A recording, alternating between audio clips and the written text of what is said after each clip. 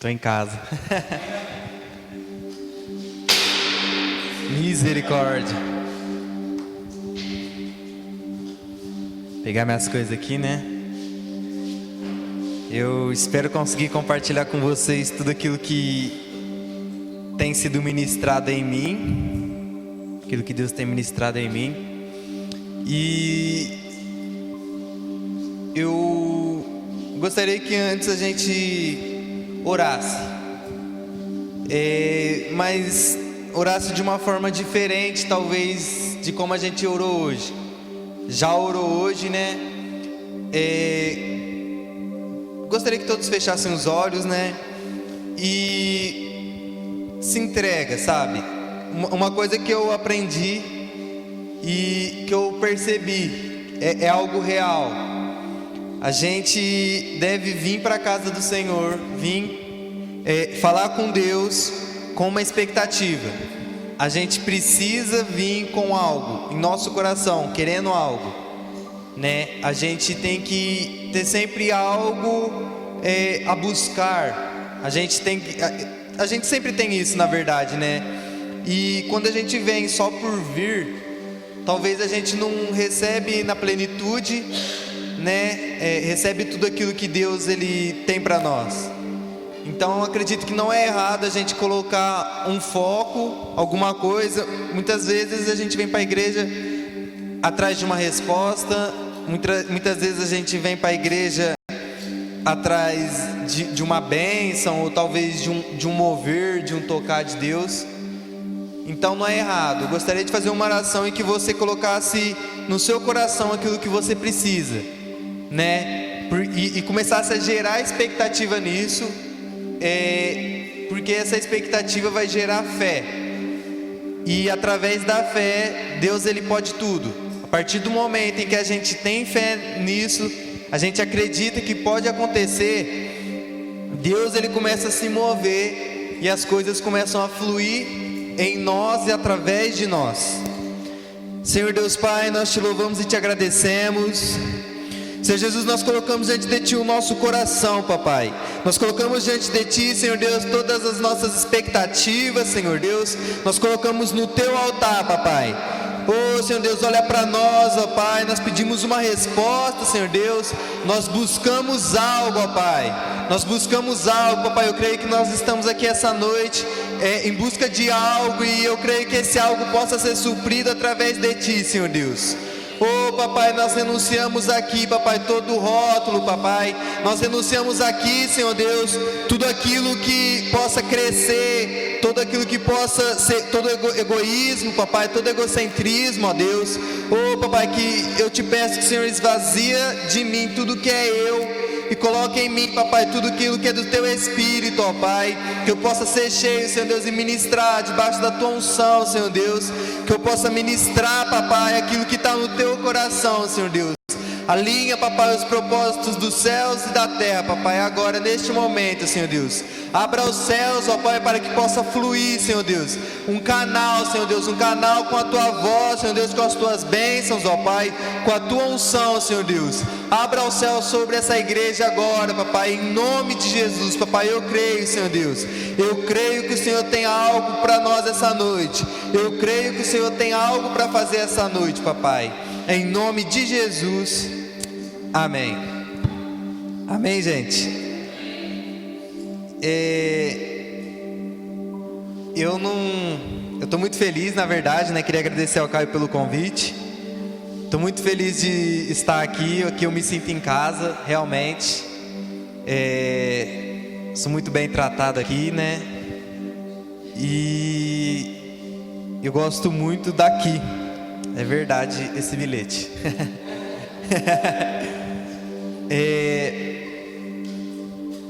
Eu gostaria de começar que a gente abrisse a Bíblia lá em Jeremias. Se fosse para colocar um título nessa pregação, eu colocaria, sei lá, assim diz o Senhor, vivendo o profético, vivendo coisas proféticas, algo assim, né? Porque eu creio que tudo aquilo que é profético, daquilo que Deus ele derrama debaixo de uma profecia, é algo que a gente vive. A partir do momento que a gente acredita numa profecia e caminha nela, caminha por ela, é algo que a gente vai viver debaixo da direção de Deus, debaixo da autoridade de Deus. E eu creio que quando a gente está debaixo da autoridade de Deus, apesar de todas as circunstâncias, apesar de tudo aquilo que vem para nos parar, cai por terra. É apenas um obstáculo que a gente vai vencer e vai glorificar o nome de Deus. Por quê? Porque a gente está sendo obediente, a gente recebeu algo e a gente vai obedecer e vai fazer aquilo, a gente vai ter a autoridade de Deus. É como se um rei, um presidente falasse assim, ó, vai em país tal, um exemplo, o presidente do Brasil fala para mim nos Estados Unidos, ele vai fazer uma carta, ele vai escrever nessa carta que eu estou liberado para poder ir e tudo mais, o porquê que eu vou estar lá. Por exemplo, eu tenho uma missão para fazer lá nos Estados Unidos. Eu falo Estados Unidos porque é uma nação muito difícil de entrar e tal. E o presidente do Brasil escreve uma carta, fala o porquê que eu vou estar lá. Quando a gente recebe o profético, é como se a gente recebesse essa carta e pudesse ter livre acesso a isso. Quando a gente recebe uma profecia, recebe algo de Deus, é como se a gente tivesse uma carta de livre acesso para fazer isso. A gente vai ter algumas dificuldades? Vai. Mas eu acredito que são provas para nos fortalecer. Todo mundo já abriu em Jeremias? Diz assim, ó, Jeremias 1:1. Vou ler até o 5. Pode ler?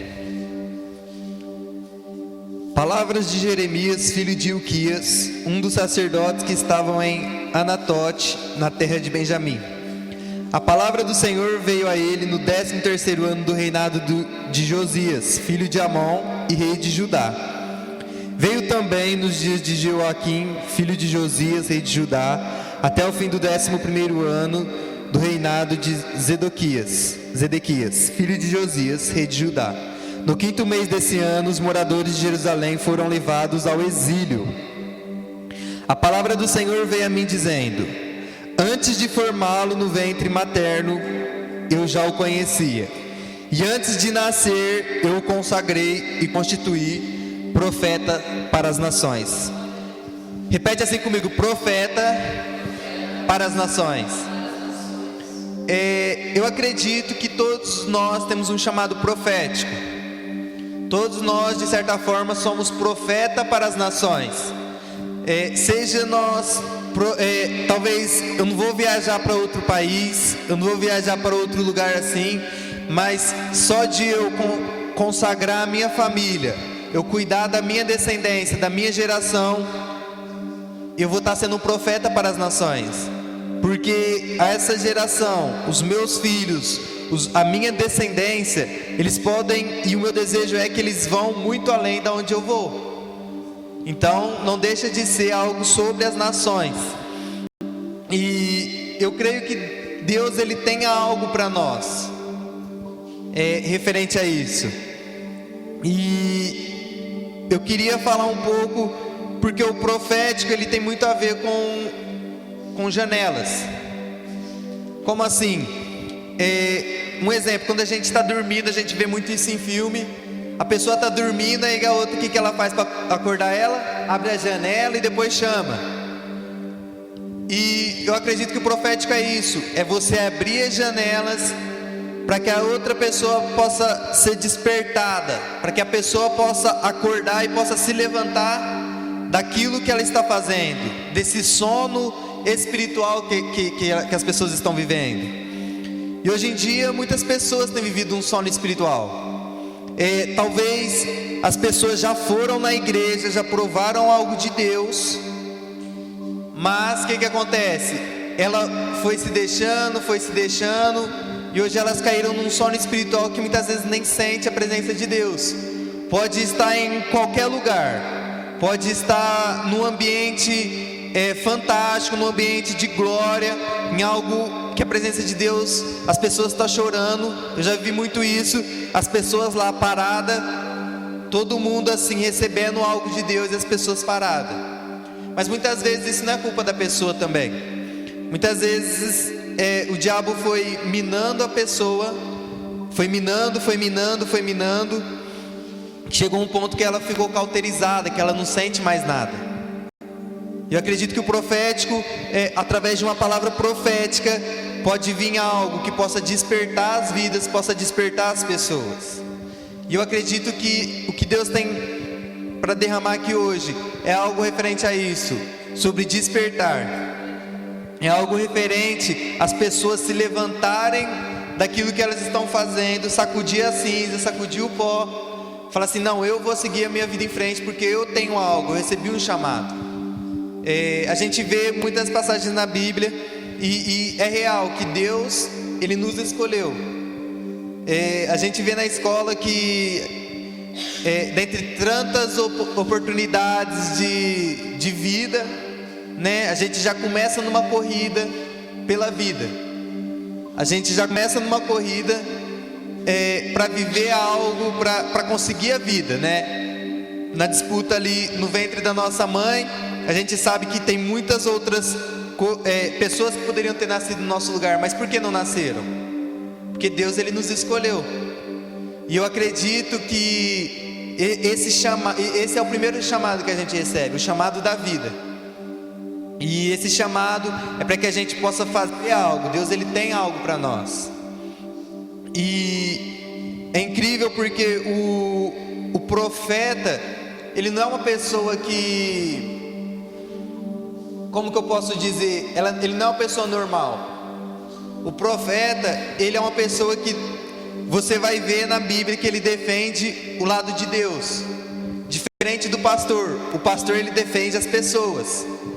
Moisés, quando ele estava em cima do monte, Deus olhou para lá e Deus, ele fica entristecido com o povo que estava adorando outros deuses, estava adorando o bezerro de ouro, e Deus, ele fica muito bravo, e Moisés, o que ele fala? Ele fala: Deus, calma aí Deus, mas você tirou eles do Egito para morrer no deserto?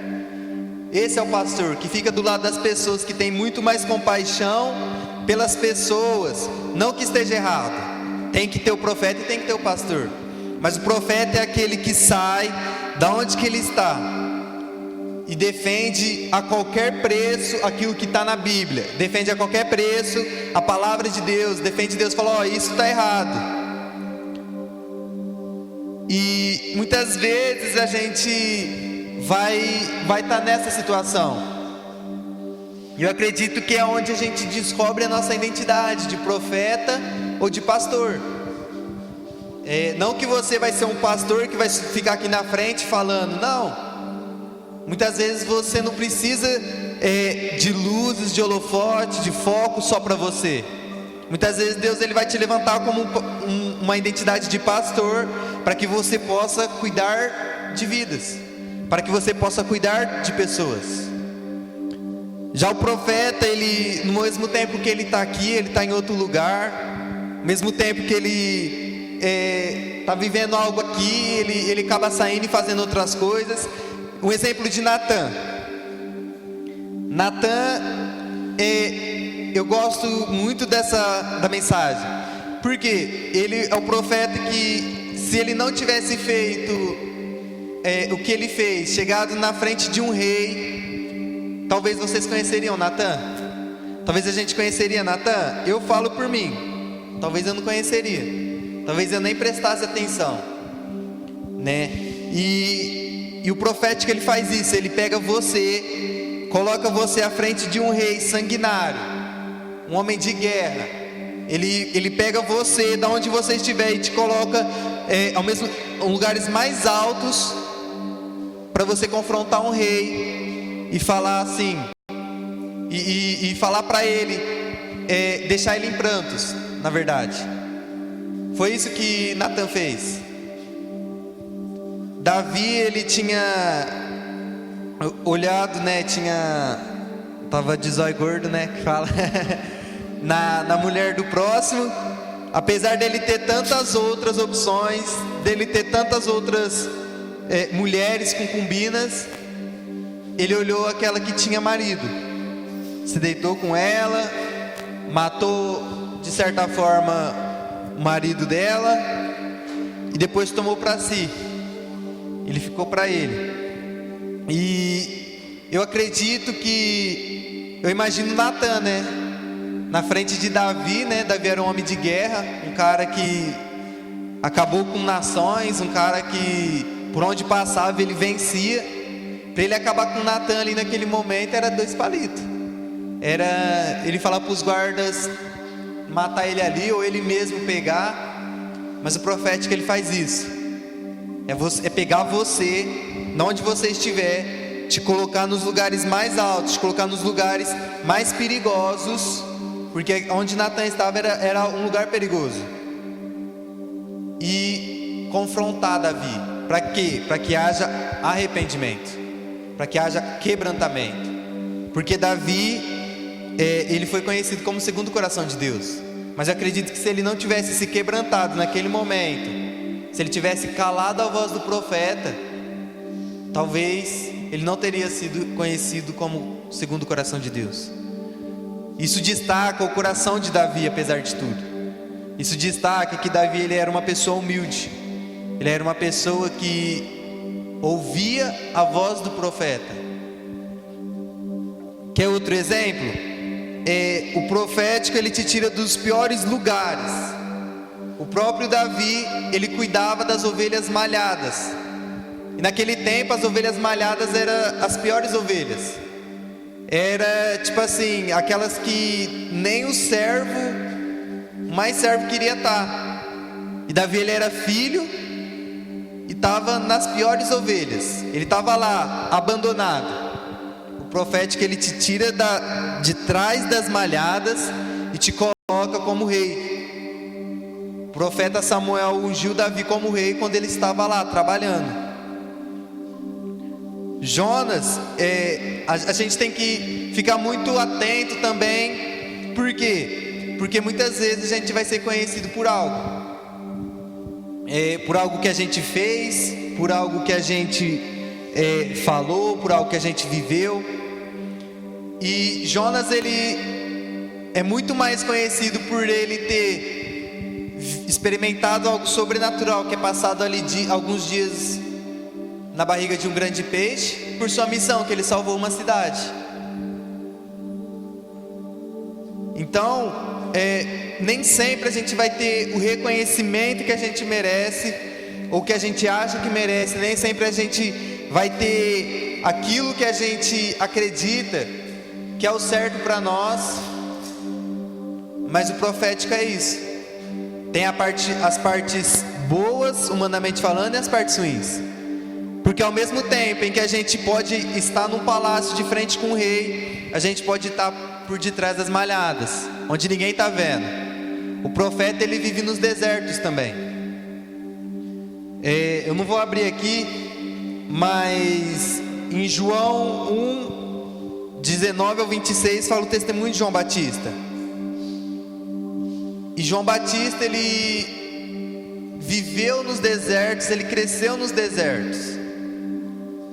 Lá eu não anotei, em Lucas 1,80 fala que João Batista, ele crescia e se robustecia no deserto. Eu estava lendo uma história paralela, que era um estudo teológico. Fala que João, ele cresceu nos desertos, porque no deserto tinha uma escola de profetas. Detalhe, João, ele tinha descendência para estar no palácio, no templo. Ele podia ser ali um sucessor de sacerdote, porque o pai dele era do templo e tudo mais. Mas ele preferiu o deserto. O profeta, ele vive nos desertos. O profeta, ele vive aonde ninguém quer estar. Ele está onde ninguém quer estar. Jesus, que é o foco principal, ele esteve nos lugares em que ninguém queria estar, que é no meio dos leprosos, no meio dos doentes. Mas é nesses lugares em que a gente tem que estar. Não os lugares que a gente quer estar, mas os lugares que a gente tem que estar. Nos lugares em que as pessoas precisam de ajuda. Por quê? Porque um dia eu precisei de ajuda, tenho certeza que muitos de vocês um dia precisaram de ajuda e foram até lá, e a graça de Jesus alcançou. A graça de Deus, ela nos alcança onde que a gente estiver. E a gente tem que desejar isso para as outras pessoas. A gente tem que desejar que as pessoas recebam o que um dia a gente já recebeu. E o próprio Jesus, ele passou pelo deserto. O próprio Jesus, ele ficou no deserto 40 dias. E ali teve uma tentação que fala sobre trocar as pedras por pães. E a gente sabe que muitas vezes a gente já ouviu isso, que é trocar aquilo que é um fundamento, algo sólido, por algo que é momentâneo, que é a pedra, que é algo que está ali, por pão, por algo que a gente comeu, acabou, a gente não vê mais. E eu acredito que a gente tem vivido um tempo em que muitas pessoas dentro da igreja têm trocado isso. Tem trocado aquilo que é fundamento, a palavra de Deus, por algo momentâneo. Algo que talvez amanhã, talvez depois, já passou. É algo que a gente lê, a gente vê que é certo. Algo que a gente sabe que se a gente quebrar isso, quebrar esses princípios, a gente está errado e a gente quebra. A gente troca, a gente está trocando o fundamento por algo momentâneo. É algo que, como que eu posso explicar? É algo que muitas vezes a gente não se atenta. Algo que a gente sabe, mas vai lá e erra. Ah, mas eu sou humano, eu sou falho. Mas quantas vezes a gente não erra por querer mesmo, sabe? A gente sabe que é errado, a gente vai e troca o fundamento pelos pães. A gente troca aquilo que é eterno por aquilo do momento. Muitas vezes a gente faz isso. E há um tempo que a gente tá muito fácil você fazer isso. Tá muito simples. Eu trocar aquilo que Deus tem para mim, algo eterno, um chamado assim, por algo que eu falo assim, eu vou fazer só isso aqui, depois eu volto para os caminhos de Deus. E nessa, muitas vezes a gente nem volta. E eu creio que Deus, Ele separa a gente. Desde quando a gente nasce, Ele tem algo pra gente que nos protege. Ele nos dá uma identidade em que a gente vai carregar isso para nossa vida. Eu falo porque eu lembro quando um tempo antes de eu saber quem eu era, minha identidade em Cristo, eu ficava pensando assim, falando, nossa, eu quero viajar e conhecer vários lugares, mas viajar por viajar é para conhecer. E no momento em que eu estava mais distante de Deus, eu pensava assim, nossa, eu vou viajar para curtir, para ir em festa em outros lugares e tudo mais, viajar o mundo, viajar cidades e por aí vai. E depois que eu descobri quem eu era em Deus, depois que eu descobri a minha identidade, eu descobri o meu chamado, que era eu viajar para levar o Evangelho, para levar a palavra de Deus por onde quer que eu passasse. É eu ir para os lugares e levar isso que um dia me salvou, mas era algo que estava escondido no meu interior, algo que estava escondido lá no fundo, e eu precisei buscar, precisei quebrar a cara para poder achar isso, para poder descobrir isso. Eu falo porque eu estava acabado, eu estava destruído, e um dia Deus ele falou comigo. Eu estava em casa, eu ia sair para uma festa, eu ia andar, não lembro exatamente, eu sei que eu ia sair aquele dia e eu senti de ficar em casa. E eu fiquei lá, eu estava em começo de depressão, aí eu sentei no sofá assim, só estava eu em casa. Aí eu fiquei vendo uns vídeos motivacionais e eu estava lá, né? Falei, nossa, eu vou ser assim, e tal. Eu estava numa fase muito crítica da minha vida. E eu parei assim, parei o vídeo, fiquei sentado assim, fiquei pensando. E uma voz bem suave falando no meu coração. Falou assim, ó, isso que você está procurando, você não vai achar dessa forma, você não vai achar nesses vídeos, você não vai achar em músicas, em festas. Isso que você está procurando, você só vai achar comigo. E mesmo eu quebrado, eu ali destruído, o diabo fazendo eu do jeito que ele quisesse, pisando em mim, Deus, ele falou comigo. A graça de Deus me alcançou. Deus, ele foi muito assim, algo que eu precisava, porque eu creio que ali eu tive uma decisão. Foi algo essencial para que eu pudesse viver algo de Deus, viver o profundo de Deus. E é algo que eu venho buscando a cada dia, para que eu possa descobrir mais, para que eu possa alcançar coisas maiores. Minha casa, minha família é uma família de cearense, vindo lá do Ceará, do Nordeste do país. A gente sabe que o pessoal do Nordeste vem aqui para São Paulo para conseguir uma vida melhor, né? Conseguir um emprego, uma coisinha ou outra. E são poucos que conseguem. A gente sabe que muitos conseguem talvez uma casa de aluguel, arrumam uns 3, 4 filhos e por aí vai. E não conseguem desenvolver uma vida mesmo. E os filhos acabam ficando debaixo de algo dos pais, né? De um peso dos pais de poder eles trabalhar e poder sustentar a casa. Então os filhos acabam não se desenvolvendo. Isso se torna um ciclo, uma cadeia em que você não consegue romper. Aí você pensa, uma família que veio lá do Nordeste, do nada vem para Brodowski, um filho do nada está lá na África. Para mim, quando eu tive essa percepção, quando eu comecei a entender isso, eu falei, uau, Deus é demais. Porque é algo que, se você olhar humanamente falando, se você estiver lá no Nordeste e falar assim, ó, teu filho vai viajar o mundo, teu filho vai para tal lugar, quem acredita? É algo assim que eu diria impossível de acreditar, impossível de pensar. E eu fui, eu voltei. Deus, ele começou a revelar coisas novas para mim. E é algo que a gente olha e talvez para as pessoas pode não ser nada, mas só você vai saber aquilo que Deus fez na tua vida. Ninguém, nem o seu melhor amigo, talvez nem o seu pastor vai compreender aquilo que Deus, ele faz na sua vida. Somente você vai ter a revelação perfeita.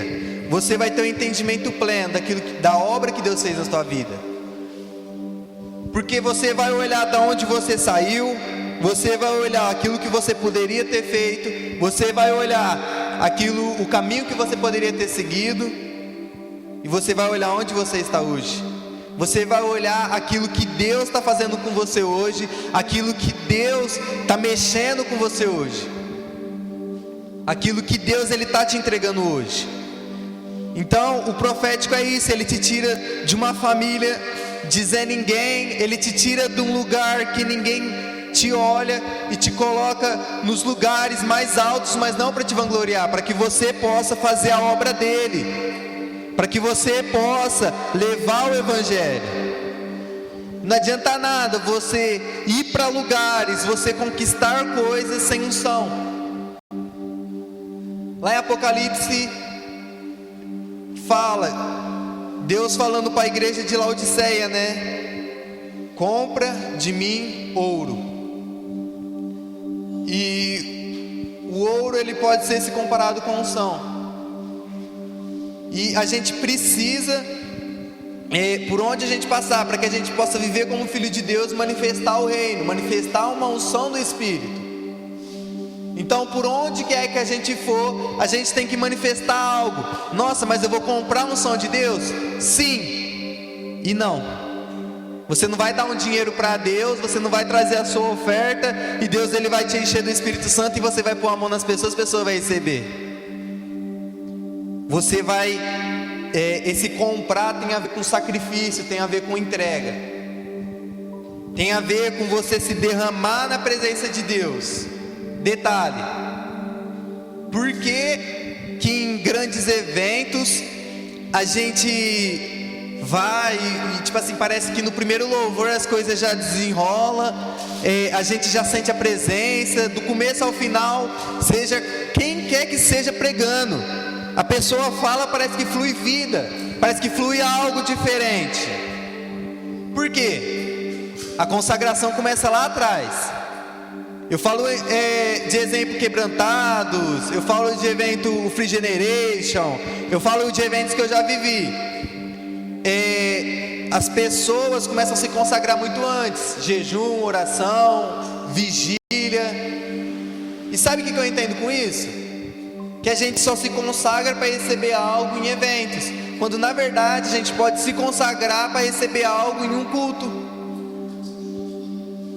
Faz um teste, pega você e faz jejum, sabe, combina, vamos fazer jejum pelo culto de sábado, vamos fazer oração todos os dias pelo culto de sábado, pelo culto de domingo, e você vai ter uma vida ali, ó, você vai meditar na palavra do Senhor dia e noite, sem cessar. É um culto, o culto ele não é só os finais de semana, o culto não é só no sábado, o culto não é só no domingo, o culto não é só quando eu vou para a célula, o culto ele é todos os dias, eu presto um culto ao Senhor. Eu vou me entregar no altar para Deus, e eu vou falar: Deus, tira de mim tudo aquilo que não vem de ti. Deus, tira de mim tudo aquilo que impede eu de alcançar a tua presença. Aquilo, sabe, é você se entregar, você falar com Deus, você se colocar à disposição de Deus e estar disposto àquilo que Ele falar. É você falar: Deus, eu quero. Aí Deus fala: ó, você vai ter que largar isso, você vai ter que abandonar aquilo. Ó, isso aqui está em primeiro lugar na sua vida. Você sabe aquilo que está em primeiro lugar na sua vida. Eu vi alguma frase esses dias que falava: você quer saber aquilo que está em primeiro lugar na sua vida? Olha aquilo com que você mais gasta tempo. Porém, eu acho que isso é um pouco contraditório. De certa forma é certo. Só que se você dorme, né? Você trabalha. Só que talvez não o que você mais gasta tempo, mas aquilo que você coloca em primeiro lugar. Eu lembro de um dia que eu tinha lá meus 14 anos, 15 anos, lá na rede de juniores, eu era do apoio, né? Eu era todo felizão lá. Chegava antes para arrumar as cadeiras, colocar o coletinho e pá, né? E um dia eu tava indo para a igreja, eu ia antes, né? Pra você ver como que é as coisas. E eu tava falando assim: nossa, Deus, lembrei de um rapaz que ele ia na igreja há um tempo, só que ele parou. Por algum motivo ele parou de ir na igreja. Aquela semana eu orei por ele, eu lembrei dele, eu orei por ele. E no sábado eu encontrei ele. Eu estava subindo 7 horas, acho que o culto era às 8, eu estava subindo 7 horas, com minha bicicletinha, aí eu vi ele, aí o Espírito Santo me incomodou. Aí eu peguei, falei: ô, e aí, vamos no culto hoje, vamos, tal. Eu falei: ó, eu tô indo lá, mas depois eu volto para te buscar, né? Eu volto aí, nós sobe junto. Só que eu fiquei incomodado. Mas eu falei: não, será que eu fiz a coisa certa? Fui para a igreja, voltei, fiz o que tinha que fazer rapidão. Voltei, fui na casa dele, ele não estava mais lá. O cara me deu os canos. Só que o que eu entendi com isso? Na hora eu não entendi exatamente, mas depois de um tempo eu pude compreender. Naquele momento eu fui religioso. Naquele momento eu fui igual aquela parábola do que passa o sacerdote. Ele olha e vai. Aí passa o levita, ele olha e vai. Aí vem o samaritano, ele cuida daquela pessoa, ele gasta um tempo, ele gasta algo e tudo mais. E talvez se naquele momento eu tivesse falado assim: ó, eu vou com você na sua casa, vou te esperar e a gente sobe. Eu estava muito mais preocupado com meus compromissos da igreja. E a religiosidade, ela faz isso. Talvez o diabo não quer nem te tirar da igreja, ela quer te minar e fazer você ficar parado. sabe? Eu tenho que ir para a igreja porque eu tenho que tocar, eu tenho que ir para a igreja porque eu tenho que arrumar as cadeiras, eu tenho que ir para a igreja porque eu preciso fazer isso, fazer aquilo. Calma. Você tem que servir a Deus. Só que, não estou falando para você tá vindo, você parar na casa de alguém, ela tá me chamando, aí você dá os canos no carro. Mas a religiosidade faz isso, faz você colocar a igreja, templo, lugar em cima de Deus, de você cultuar a Deus, de você adorar a Deus, fazer o ID, de você amar as pessoas. E depois de um tempo, quando eu percebi isso, eu falei, nossa, que isso nunca mais aconteça comigo. Nem que for para você gastar um tempo, você gastar algo ali com aquela pessoa, sabe? Faz a tua parte, planta uma semente, planta algo, sabe? Deposita algo na vida das pessoas. Quantas pessoas podiam estar aqui hoje, mas por conta de a gente não gastar talvez um tempo a mais, se esforçar um pouco a mais, sabe? Forçar um pouquinho a barra, a gente fazer algo diferente, não estão? Quantas pessoas podiam estar aqui, mas talvez de certa forma por causa da nossa religiosidade elas não estão? Poderia, mas eu creio que, assim como João Batista ele vivia no deserto, ele pregava: arrependei-vos, raças de víboras, e as pessoas saíam de lá da cidade para ver João Batista nos desertos. Então não importa onde você esteja, eu creio que Deus, se você tiver um som de Deus, se você estiver preparado, você estiver ali em profunda intimidade com Deus, você vai entender aquilo que é para você fazer naquele momento, porque o Espírito Santo ele vai te incomodar. O Espírito Santo ele vai falar: isso aqui está errado, faz isso aqui. E você vai ter uma sensibilidade diferente. Você vai ouvir a voz do Espírito Santo. Para quê? Para que você possa tomar a decisão correta nos momentos certos. Será que antes da gente tomar uma decisão a gente consulta a Deus? Será que antes da gente fazer algo a gente fala: Deus, é isso que o Senhor quer que eu faça? Ou é só na hora que a gente quer que a gente consulta a Deus? A gente precisa, sabe, ter um despertar profético, para que a gente possa viver o profético. E o profético, ele não tem tempo, ele não tem títulos. O profético é aquele que te coloca à frente do rei sanguinário, homem de guerra, e o deixa em prantos. O profético não se enquadra em nenhuma caixa. O tempo é Kairos, não Cronos, que é o tempo de Deus. E o tempo de Deus é eterno. E quando a gente investe algo no reino de Deus, a gente vai estar construindo algo eterno, algo que não vai acabar. E o profético ele não se explica, ele se vive. O profético sabe, muitas vezes a gente, um exemplo, a gente lê lá Atos 2 e fala: veio fogo do céu e tananã, isso e aquilo outro. As pessoas muitas vezes querem mistificar, sabe, explicar, falar: aconteceu isso porque eles estavam fazendo isso.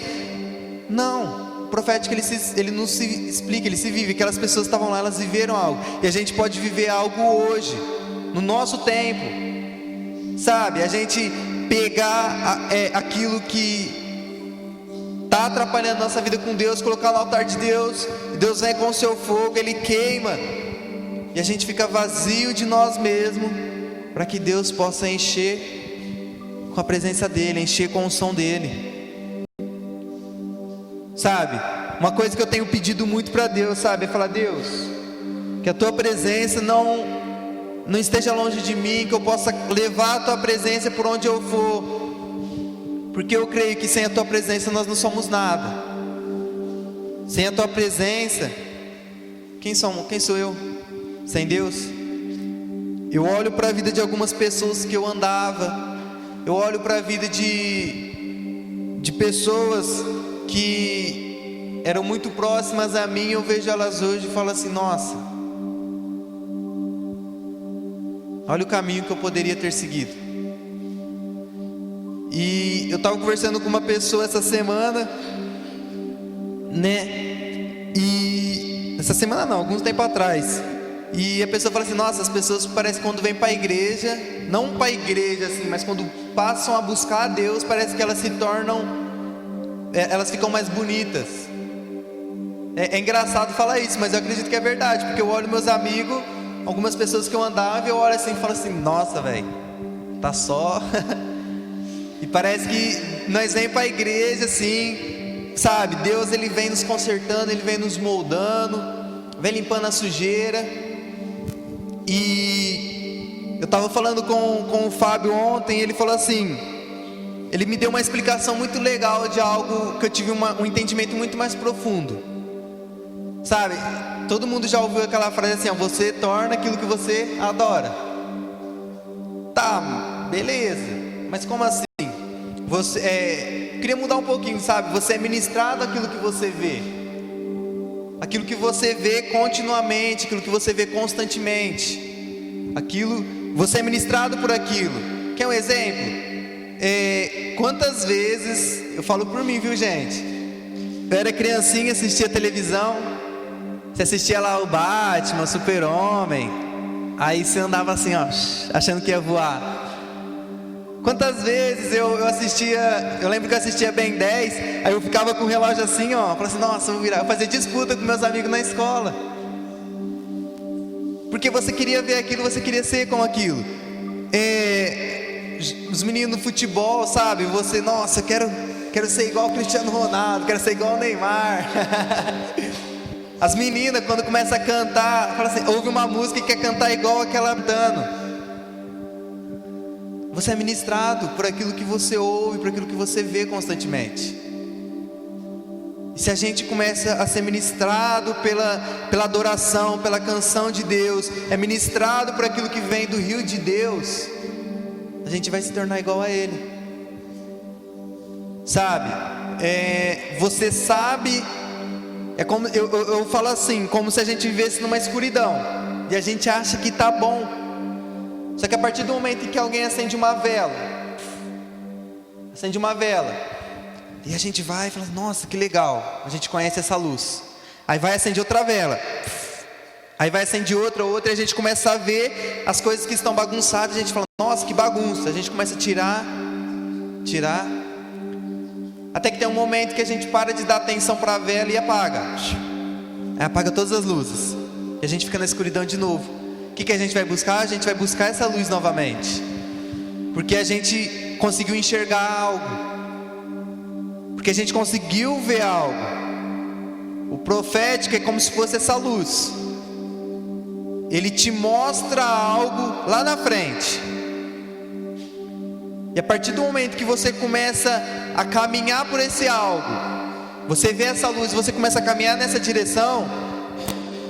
Não importa qualquer coisa que tiver na sua frente, você vai continuar caminhando na direção dessa luz, continuar caminhando naquilo que você viu.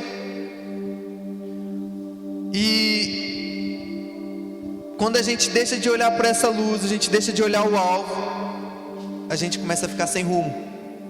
A gente começa a andar para onde? Nossa, cadê a luz? Eu acho que está para cá. Não, está para cá. A gente começa a andar sem rumo. E a gente recebe um chamado, algo que a gente vai viver lá na frente, algo que a gente vê, algo lá na frente, algo que a gente vê que a gente pode estar vivendo, algo que a gente pode viver. E quando a gente desvia dos caminhos de Deus, tudo some, e a gente para de viver no futuro e começa a viver no presente, no passado. Nossa, mas eu lembro que era por aqui que eu fazia isso e dava certo. Eu fazia aqui, também dava certo. E quando vê, a gente está perdido. E a gente vai e busca, a luz acende novamente. A gente se lembra que tem algo lá na frente. Luiz Hermínio fala que os profetas é como se fossem os estilistas. Os estilistas estão no verão, eles estão desenhando a roupa para o inverno. Eles estão uma estação à frente. A gente tem que viver isso, uma estação à frente. A gente não que esteja errado a gente olhar para o hoje, a gente se preocupa com hoje, mas a gente está olhando na frente. Então, não importa o que tiver na nossa frente, os obstáculos, as dores, as lutas, elas não vão fazer nem efeito, porque eu estou anestesiado, eu tenho algo. Acho que foi Martin Luther King que falava assim, ó, eu tenho um sonho. Quando você tem um sonho, um exemplo, você tem um sonho de comprar um carro, você tem um sonho de comprar uma casa, o que você faz? Você vai juntar dinheiro. Nossa, eu vou deixar de sair no final de semana para juntar um pouquinho de dinheiro. Vou comer um pouquinho, vou gastar um pouquinho menos. Você nem vai estar ligando que você está comendo um pouquinho menos, que você não está saindo tanto, porque você tem um sonho, você está juntando algo, você tem um propósito. Com Deus não é diferente. A gente tem um propósito. Quando a gente começa a olhar por esse propósito, a gente começa a tirar aquelas coisas que nos fazem peso. A gente começa a tirar da nossa vida tudo aquilo que impede a gente de entrar na presença de Deus. Tudo aquilo que impede a gente de viver a plenitude de Deus.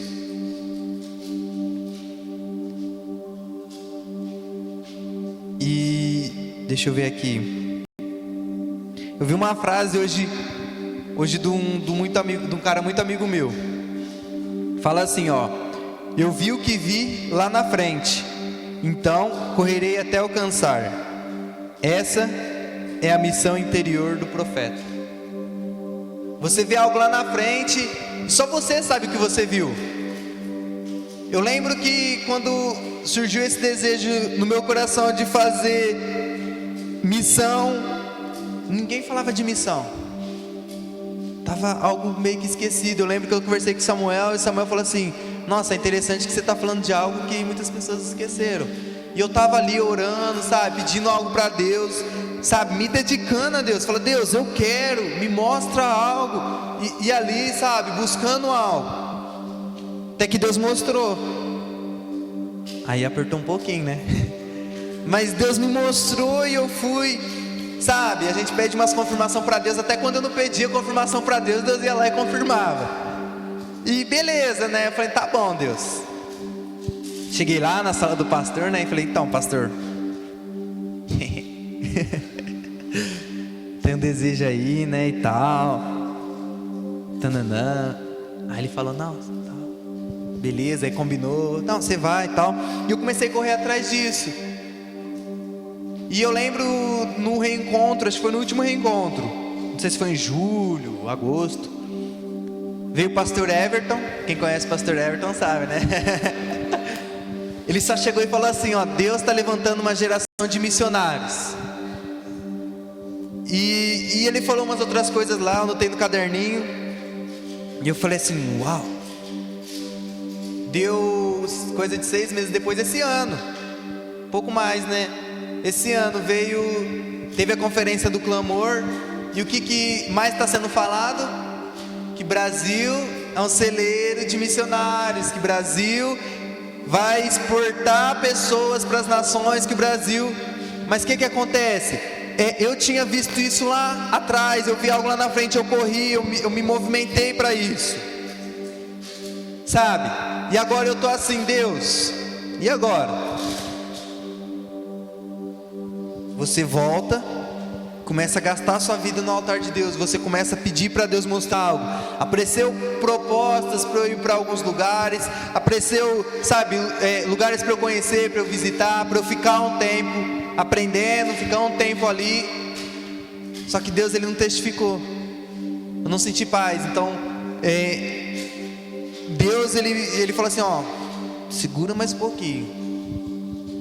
Então eu estou esperando Deus me mostrar algo novo, sabe? Talvez não seja nem para eu ir para outro lugar, mas eu sei que aonde quer que eu esteja, eu vou estar trabalhando em prol daquilo que Deus, Ele me mostrou. Eu sei que eu vou estar trabalhando em prol, sabe? Deus tem para mim. Porque enquanto eu gastarei minha vida aos teus pés. Então enquanto eu tiver vida, enquanto eu tiver fôlego, eu vou gastar minha vida para Deus. Eu vou gastar minha vida, sabe, no altar de Deus. Eu sei em quem eu confio, eu sei em quem eu creio. Eu mudo, muitas vezes a gente muda, a gente fala assim: nossa, eu quero, não quero mais, eu quero, Deus. Aí a gente fica meio assim, fica inseguro. Mas o caminho da fé é esse. O caminho da fé é a gente... Eu tenho uma música do Zoe que fala, né? A fé sabe, ela não sente. Primeiro eu piso, depois eu vejo. A fé é isso, primeiro eu piso, depois que você vai ver o caminho. E a gente vai se movimentando para isso. A gente sabe confiar em Deus de todo o nosso ser. Mas muitas vezes a gente muda, a gente pisa, aí a gente vê o milagre. A gente pisa, aí vê o milagre de novo. Aí a gente começa a afundar, porque a gente começa a mudar em nós mesmos. Nossa, será que é verdade mesmo? A gente já viveu milagres. Quantos de vocês, se for para ver, podia ter morrido, talvez numa decisão podia ter ido para outros lugares, podia ter feito outras coisas, no momento em que precisava, Deus supriu. Quantas vezes? A gente já viveu milagres. Não é algo tão distante. Mas a gente muda, a gente fica ainda receoso do desconhecido, receoso daquilo que é eterno, receoso da imensidão de Deus. Só que Ele não muda. Eu mudo, Ele não. Uma coisa que Deus tem falado muito comigo. Hoje muitas pessoas estão mudando o Evangelho. Mastiga muito o Evangelho para fazer algo doce. Mastiga muito o Evangelho para chegar na vida das pessoas como algo suave. Não que o Evangelho não seja isso, mas Jesus fala que nós somos o sal da terra. E o sal, quem come sal aí? Quem já colocou um pouquinho de sal na boca? Sal é docinho? O Evangelho ele começa assim, ele amarga, ele dói um pouco, ele machuca um pouco a nossa vida, porque Deus ele está nos moldando. Ser podado não é fácil, mas a gente precisa ser podado para poder crescer. Ser moldado não é fácil, a gente está ali no fogo. O Ofir ele coloca o ouro assim no fogo, ele está tudo sujo, está tudo riscado, está velho, está manchado, ele coloca no fogo e deixa lá. Não é fácil passar pelo fogo, não é fácil, mas ele deixa lá, ele deixa lá, ele deixa lá, ele deixa lá. E quando ele sabe que ele está puro, quando ele vê a sua própria imagem. Então quando Deus a gente vai passar pelo fogo, e Deus ele vai nos tirar do fogo quando a gente tiver melhorado, a gente tiver parecido mais com Ele. E a gente vive de ciclos. Vai ter um momento que a gente está no deserto, vai ter um momento que a gente vai estar na frente de um rei, vai ter um momento em que a gente vai estar num vale, e vai ter um momento que a gente vai estar no monte. A gente não pode deixar de adorar o Senhor em todos esses momentos. Por quê? Porque a porta ela continua estreita. Deus ele não enlargueceu a porta. Muitas vezes as pessoas querem mudar o Evangelho para que essa porta fique mais aberta. Mas a porta estreita, por que ela é estreita? Porque muitas vezes a gente começa a carregar coisas da nossa vida. A gente começa a carregar coisas que nos atrapalham, coisas que nos impedem de chegar no mais perfeito de Deus. E, Caio, eu vou pegar esse violão aqui, essa case.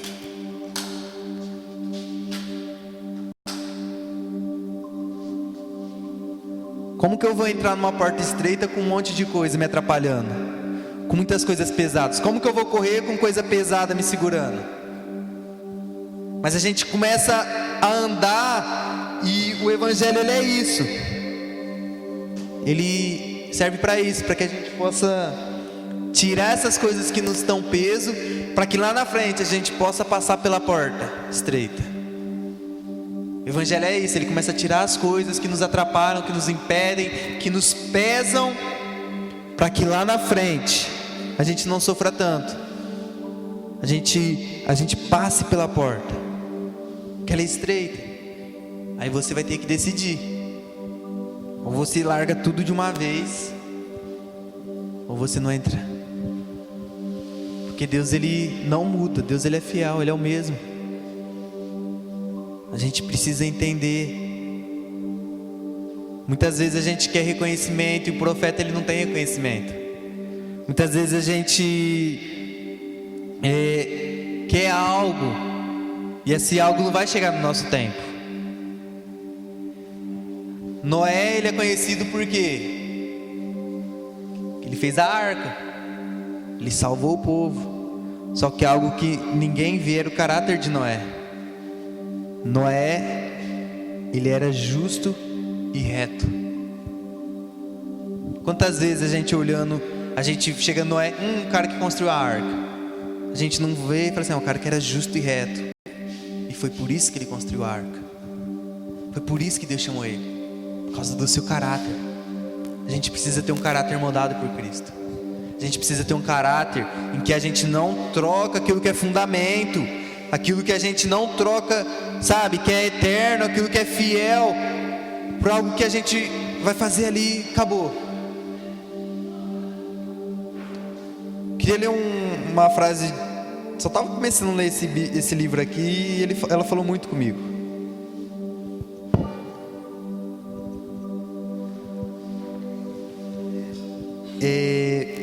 Já estou acabando, viu, gente? Só deixa eu achar aqui.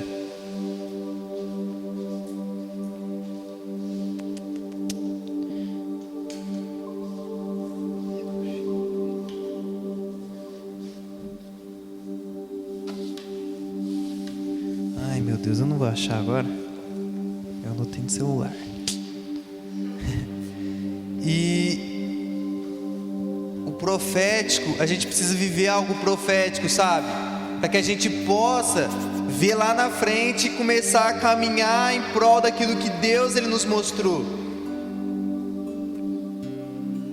Fala assim, ó: Deus não estava brincando quando me convenceu. O diabo não estava brincando quando me tentou. E eu também não estava brincando quando me afundei num abismo sem fundo, quando as garras do inferno me prenderam. Portanto, eu não posso brincar ao me relacionar com Ele, mas devo ser direto e simples. Eu acho muito interessante que ele fala assim, ó: quem gostar que as receba, e quem não gostar produz algo melhor. Adeus. Muitas vezes a gente fica com medo de falar assim, ó: eu vivo por algo, eu tenho algo. O profeta não, ele vai e fala, ele vai e faz, sabe? Não estou falando para você entrar debaixo da rebeldia, mas Deus ele testifica no seu coração. Você sabe que é de Deus. Você sabe. Quantas vezes você, igual eu falei, você precisando de algo, você nem pede, Deus ele vem com uma resposta. Você precisando de uma provisão e Deus vem com, sei lá, você precisando de alimento em casa. Eu falo que já aconteceu comigo e aparece lá assim, do nada. Sabe, Deus ele escuta. Fala que, na Bíblia fala que o Espírito intercede por nós com gemidos inexprimíveis. É isso. Você não precisa nem falar, o Espírito sabe. Só que para isso a gente precisa de intimidade. A gente precisa, sabe, querer algo mais. A gente precisa ir além. A gente precisa querer algo diferente. Sabe, eu falo para Deus: Deus, eu estou cansado dessa vida. Eu quero viver, eu quero gastar minha vida, eu quero queimar, sabe? Fala assim: Deus, tira de mim isso que me prende, isso que me pesa. Se for possível, sabe, acontecer alguma coisa, Deus, eu te dou total liberdade. Mas dói, depois dói, a gente rala um pouquinho, é moldado aqui, só que vale muito a pena. Você vive coisas inexplicáveis. Você vive coisas com Deus assim, que se você parar para falar, você não sabe nem explicar para a pessoa. A pessoa não entende como aconteceu, você não sabe como explicar. É isso. Antes de terminar, eu queria ler um versículo.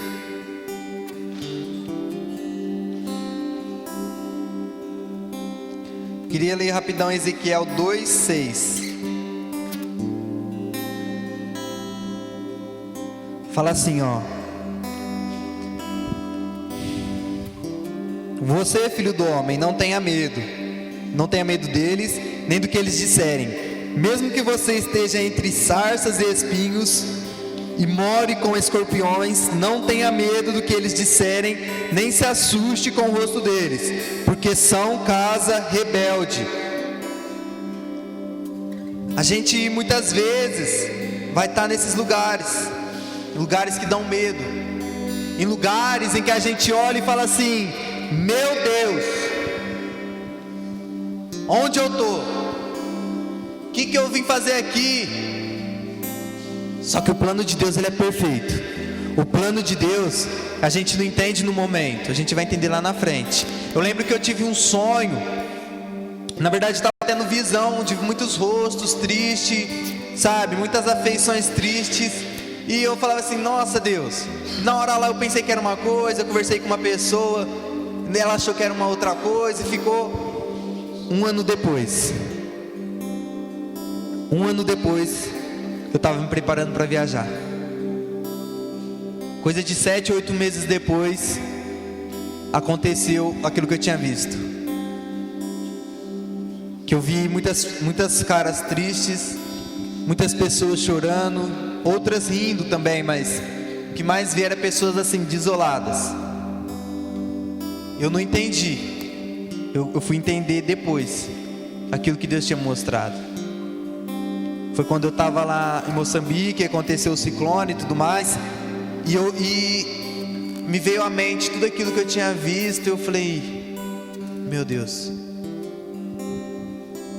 a gente precisa buscar algo, a gente precisa. E eu sei que eu estava no lugar certo, no momento certo, naquilo que Deus queria que eu tivesse. João Batista, ele vivia de uma forma em que as pessoas, ele era o quê? A voz do que clama no deserto, profetizado lá em Isaías 40. ele era conhecido a voz. Ele era só uma voz. Só uma voz. E ele pregava. As pessoas saíam de onde elas estivessem, do conforto dos templos, do conforto da casa deles, para ir ver no deserto essa voz que fluía, que ia, que jorrava.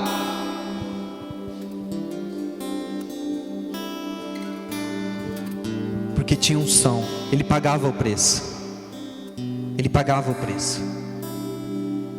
João Batista, ele pagava o preço. Ele se entregava, ele queimava por Deus. Ele queimava por mais, ele queimava por algo diferente, porque era um tempo que a gente conhece como o silêncio de Deus. Mas ele estava lá, manifestando algo diferente, e todos queriam ver.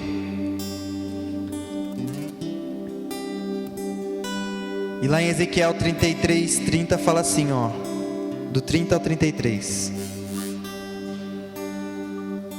Quanto a você, filho do homem, os filhos do seu povo falam de você junto às paredes e nas portas das casas, dizendo um ao outro, cada um ao seu irmão: venham, vamos ouvir a palavra que procede do Senhor.